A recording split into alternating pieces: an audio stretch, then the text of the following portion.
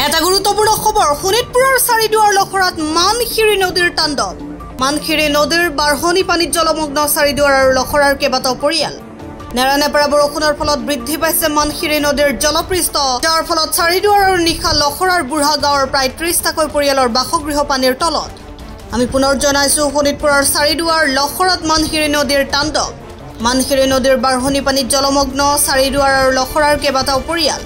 বিভিন্ন নেৰানেপেৰা বৰষুণৰ ফলত বৃদ্ধি পাইছে মানখিৰি নদীৰ জলপৃষ্ঠ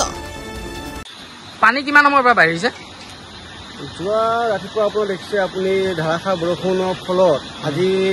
আপোনাৰ দুপৰীয়া 2:30 মানৰ পৰা যি পানী বাঢ়িছে নদীত মানখিৰি নদীত আমাৰ সেই নদীৰ পানীৰ ফলত গাঁৱৰ বৰ্তমান গাঁৱত পানী হোৱা বৰ্তমান আৰম্ভ কৰিছে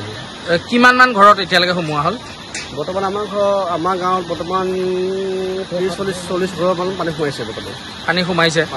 বহুত বেছিকৈ সোমাইছে বহুত পানী সোমাইছে মানুহৰ ঘৰত থাকিব যায় থকা নাই জেগা নাই বৰ্তমান মানুহ বেলেগৰ ঘৰত আশ্ৰয় লৈছে বৰ্তমান এইটো আচ্ছা 30 ঘৰমান